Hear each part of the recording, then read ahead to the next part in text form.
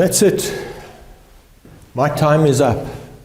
I could talk for hours. As you can gather, I'm very passionate about this and related subjects.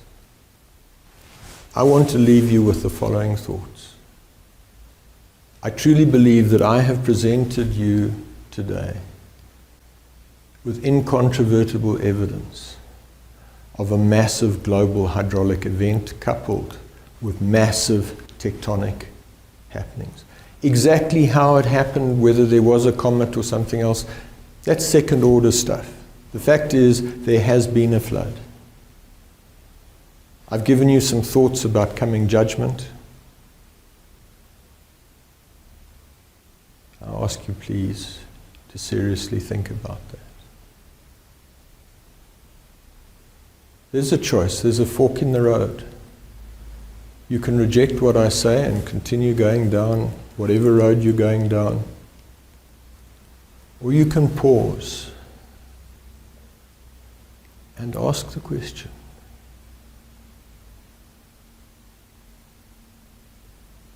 Is there really a creator? And yes, I can't explain where he came from, but it's no more difficult than assuming that all of this stuff around us came from nowhere. It's kind of roughly the same level of faith, I think. Actually, I find it easier to believe there is a creator. And then that there has been a series of judgments. And therefore there is a reasonable possibility that there could be one last judgment. How are you going to live the rest of your life? Depending on which fork you take, could be a momentous decision. If you want more information, contact details are on the screen. Thank you for spending this time with me. In summing up, I'm going to review the entire presentation. For those of you who want to contact me, you can contact me at james@etimin.org or the phone or fax numbers on the screen. In the introduction, we introduced Northcliffe as a landmark for judgment as the pivot point for this whole presentation. And posed the question, was the topography we see today formed over millions of years, or was it the result of a sudden catastrophic event? And asked the question, how did we explain the mountains and the valleys? We looked at bridges and said that engineers do not design bridges to stand up, they design them not to fall down, and I suggested for your consideration that your theory of topographic formation, your theory of the formation of the earth, your theory of where people came from, should be robust and subject to scrutiny, should stand up and not fall down. I suggested that you checked your theories and see whether it was tantamount to jumping off the top of a high-rise building, flapping your arms and crying, "I can fly," as you plunge to your death, or conjuring a rabbit out of a hat, or whether there was greater substance into what you believed about the topography that you see around you. I presented some of my credentials and made the assertion that I was talking with first-hand knowledge and experience about the formation of rocks, and a variety of the other aspects of this presentation that I was talking about was not theoretical. We had a look at some results from my PhD research and noticed that the characteristics of every single test result was nonlinear, frequently exponential. And I made the assertion that it is in fact so, that the vast majority of physical phenomena in the world follow nonlinear characteristics. We looked at a fundamental principle that extrapolation should be avoided and suggested that any form of extrapolation going back beyond where records existed had to be viewed with suspicion. I made the assertion that extrapolation of over millions or billions of years was invalid, taking account of nonlinear characteristics, that it was tantamount to an ant on a railway track, claiming to know where the train had come from, how long it took, and the route it followed. We had a look at some images from NASA with regard to deep space. We looked at the birth of stars and a 3 light-year high pillar of gas that you see there. Notice the instability, the continuous movement. We saw Comet Lulin, a dirty snowball, a mass of ice, only 160 times further away than the moon. In other words, close. And we postulated that such a comet could fly by or even impact the Earth and melt and cause a flood. We looked at massive chunks of ice in the Kuiper Belt just outside the solar system and postulated that one of those could easily get dislodged and strike the Earth or come close to hitting it. And we saw a crater on Mars which seemed to have the characteristics which would be consistent with a strike by an ice object.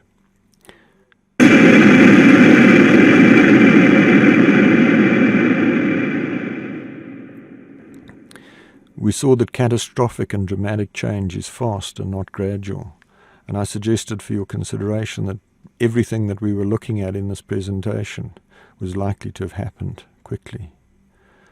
We then had a look at the South African gold mines and saw that they were comprised of very hard metamorphosed rock which dipped at 30 degrees and outcropped on Northcliffe and other areas with glass-like vitrified ceramic quartzite, extremely hard rock. We had a look at the stratigraphic column of the gold mining reserves, which is typically about 2 kilometers deep, and noted that the volume of water required for such uniform deposition is huge, and that there had to be massive water forces to have brought that material from somewhere. We noted also that the deepest mines were over 4 kilometers deep, and that was 2 kilometers below sea level, indicating again massive disruption of the surface. We looked at the 30 degrees dip of the gold mining of the gold reefs and questioned how that had happened, how these horizontally deposited layers could have been upthrust like that. We looked at the geology of the surface of the Witwatersrand and saw how massively complex it was and how it spoke of massive surface disruption. And then we looked at a cross-section of the ore reserves, noting that not only did it dip at 30 degrees, but it was intersected with faults thrusting up and down all over the place, indicating massive turmoil and trauma of the Earth's surface. And then we saw that the top of that had been cut off and that horizontally bedded material had been laid down on top of it. We then had a look at sedimentary rock around the world, water-laid rock. We looked at Table Mountain in Cape Town, seeing that its horizontal layers just ended up in the middle of nowhere, just cut off on the sides. We looked at the Fish River Canyon and saw massive deposits of horizontally bedded material with massive canyons incised into it. We saw similar characteristics at Niagara Falls and the Grand Canyon on an even more dramatic scale. Notice the horizontal layers. We saw that massive wave action can move huge volumes of material very rapidly, as evidenced by this storm in Port Elizabeth in South Africa. From there we moved on to the Halfway House Granite Dome, noted that the Earth has a molten core that on occasion has upthrust to the surface. We saw that a dome is a massive granite intrusion, as evidenced by the circular pink zone in the map on the right. We saw graphically how the dome had upthrust and forced up the horizontally bedded layers containing the gold and formed that into the vitreous ceramic quartzite that we find today. We noted that this was consistent with a thin crust and that this was consistent with progressive cooling and solidifying of the Earth from the outside in. We noted that the characteristics of quartzite were very similar to the characteristics of hard ceramic floor tiles, and the brittleness indicated that the rock could only have been deformed by the dome when it was soft. We looked at bending soft material over a dome and saw what the impact of that would be. From there we moved on to the African erosion surface, a massive flat plain extending over much of Africa and widely recognized. We looked at a panorama from various areas around the Witwatersrand, seeing a uniform horizon, a level horizon, with the same characteristics all over the Witwatersrand. Noting here a slight curvature of the Earth, but the horizon is uniformly level. We noticed that the spot heights around the Witwatersrand were remarkably uniform, and that it would require major feat of engineering to achieve that level of uniformity. We noted that this indicated a massive planing action by some external force, not something that could happen gradually over millions or billions of years.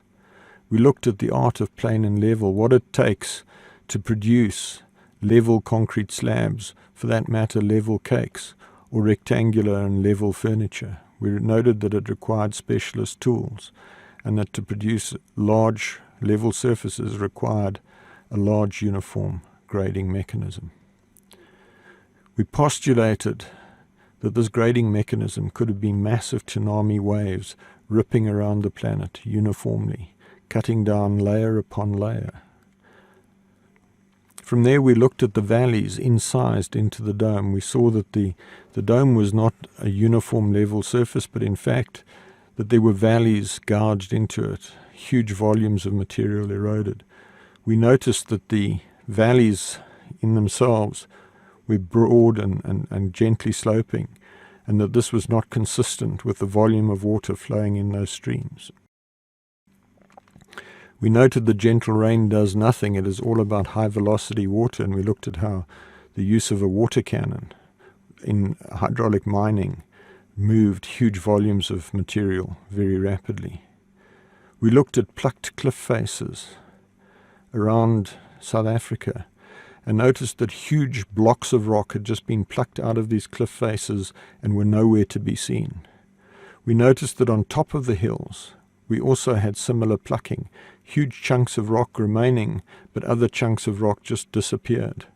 What should have been uniform deposits, uniform layers, anything but uniform. We asked the question, where is all the rock gone? Because the slope is downhill all the way to the sea, and suggested that at the very least this material had to have been deposited in the low-lying areas of Limpopo province, if not in the Mozambique Channel, and that in addition to this, the material all had to have been removed through the Hartbeespoort Dam Gorge. All of this consistent with huge hydraulic action.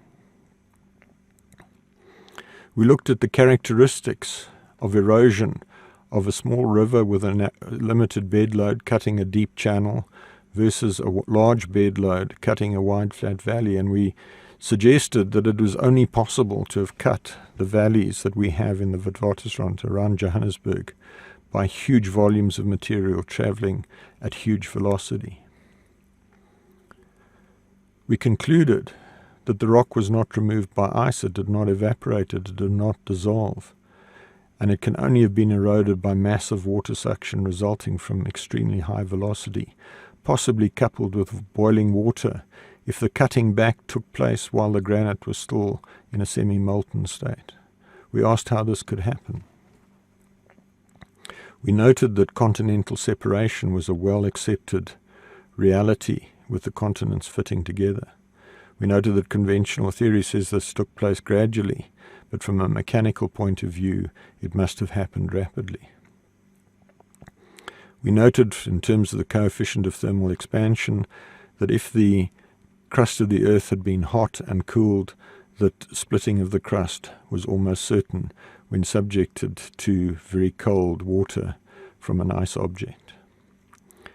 We suggested that the continental separation and the water drainage that would result if this happened rapidly was totally consistent with the landforms that we see all over the planet. We suggested that the trenches like the Mariana Trench were consistent with rapid drainage, and we noted that the sea volume is 18 times the land volume, and therefore it didn't require very much adjustment for the water to come off the land. We looked at the reality that the Earth is on an inclined axis and that the Earth has an elliptical orbit around the Sun, and suggested that the fly past or impact of a space object could easily have twisted the Earth on its axis and adjusted its orbit, and that both of these would have caused massive surface disruption as the Earth's crust rotated, leaving the liquid core behind, creating huge friction and forces which would easily have separated the continents. We then looked at the age of all of this. We looked at the dilemma of the God's Word phenomenon, people who use the Bible as a truncheon to beat people into belief, and we looked at the reverse problem of people who use intellectualism to beat people into belief with absolutely contrasting and conflicting theories. We looked at the problem of the clean, sharp corners of the rocks on top of the hills and concluded that it was unlikely that these rocks had been standing there for millions, let alone billions of years. We then examined the ancient book of Genesis, which purports to provide a historical account of a flood and a ship built by a man called Noah, which landed in the mountains of Ararat in Turkey. We reported that that ship has been found submerged in a mud flow with dimensions that exactly agree with the Genesis account and situated in a location that exactly agrees with the Genesis account.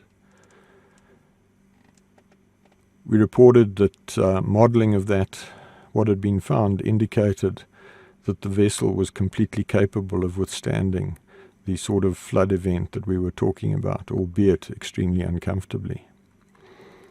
Given that we had such a close correlation with the Genesis account, we made the suggestion that Genesis is a broadly reliable historical text, and that we could at least place some reliance on the approximate dating arrived at in Genesis. We also looked at the genealogies in Genesis and found that they correlated with Irish genealogies, and we also found that Egyptian timelines supported the dating of a flood round about 2345 before Common Era or before Christ. We noted also that the technology inherent in the Great Pyramid was more advanced than we have today. We looked at other complications, evidence of a global nuclear war about 4,000 years ago, which would have corrupted any steady-state nuclear decay theory, and also explained Australopithecus and other cavemen as being deformed fugitives from a nuclear war.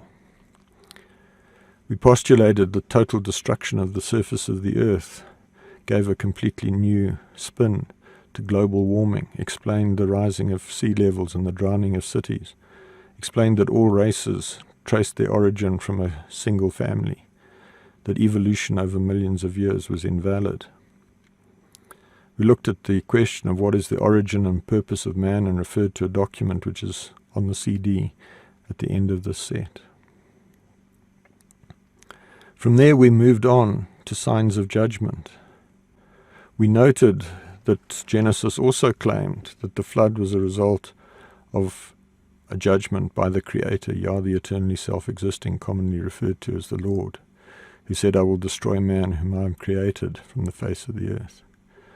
We saw also in the book of Exodus an account of a judgment on the army of Egypt, and seen that that had also been found with chariot wheels and human and horse body parts, skeletons on the floor of the Red Sea, where Exodus said it would be.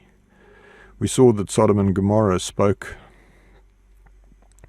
that Sodom and Gomorrah would turn to ash by brimstone in Genesis, and that those had been found in exactly where Genesis said they would be, also as a judgment by the Almighty.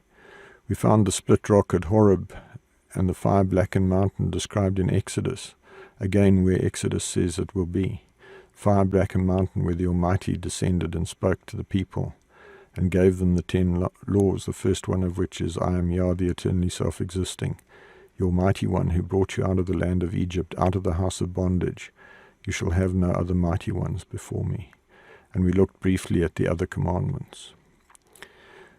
We noted that Moses was allegedly given 2 tablets of stone with these 10 commandments written on them, which he placed in a container which he called the Ark of the Covenant, which was subsequently elaborately gilded with gold, and which disappeared about 597 BC. We noted that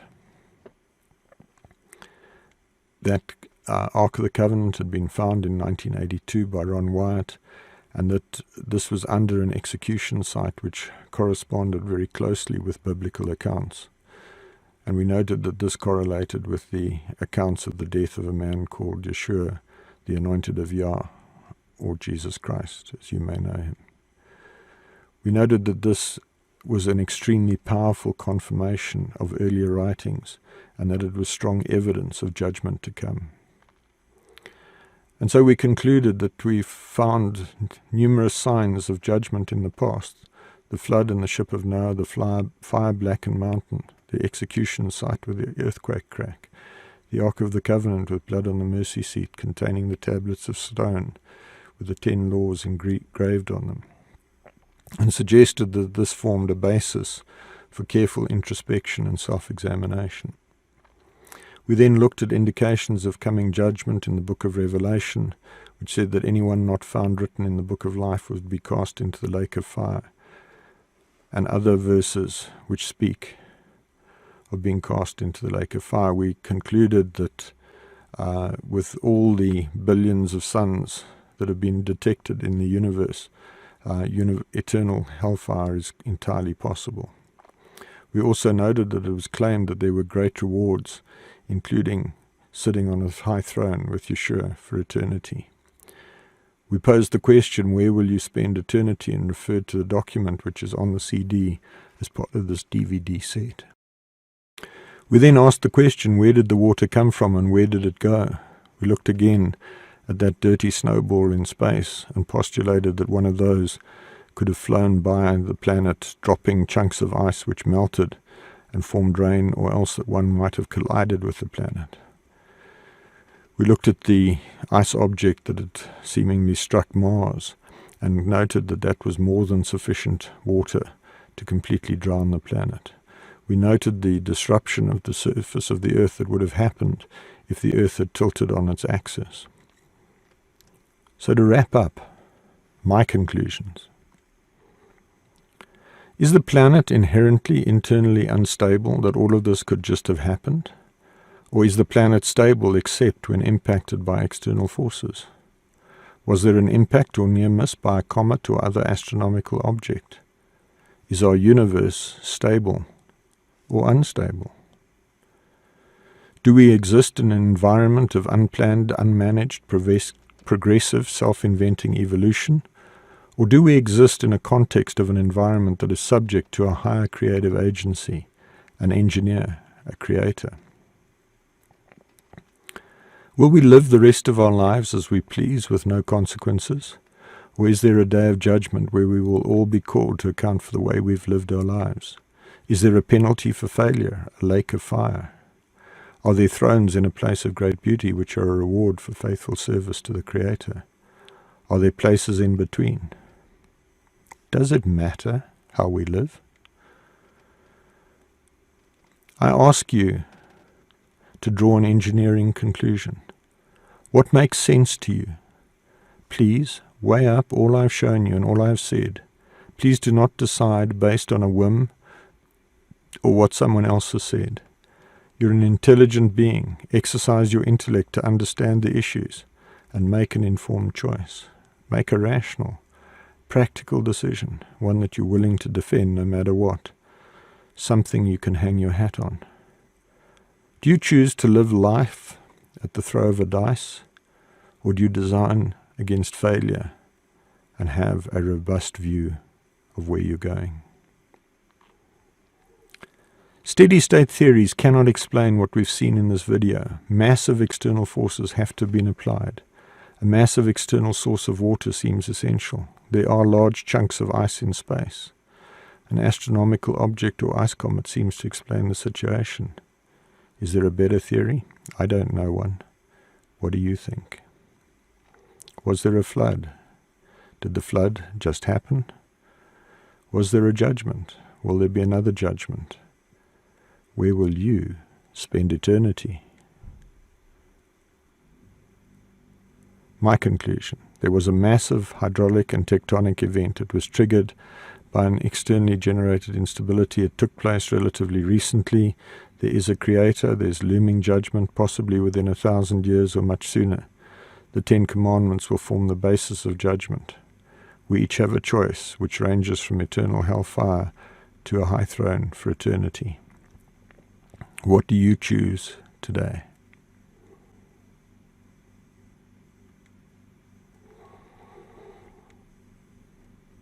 In the endnotes, you will find a variety of information that has a bearing on what you might do once you've considered this information. A high-level explanation of various religious spiritual principles that it is important to know about. Please watch this section as well and read the documents that are contained in the CD that accompanies this DVD. Some acknowledgements: Jonathan Gray for his information and material, Ron Wyatt, who found many of the key archaeological finds referred to here, my parents, my children, others who have been involved in my life. People who've supplied material in various shapes and forms. Particular thanks to Fritz Holscher and Still Point Country Haven for their venue, which is really nice if you'd like to use it. Dave Haraway, who took the photographs. I can be contacted at james@etimin.org or at any of the contact details that are on the screen. Jonathan Gray can also be contacted.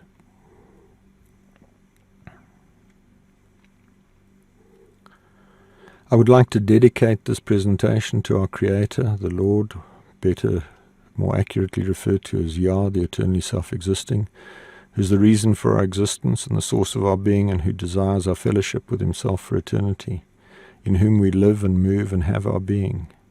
May Yah, the eternally self-existing, make his face to shine upon you and give you his peace.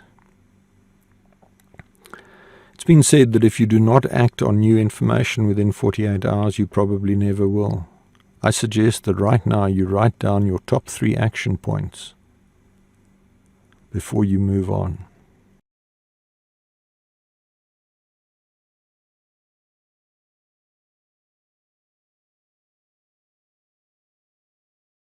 Make sure that your theory of geological and topographic formation and your religious beliefs are like a bridge, designed not to fail.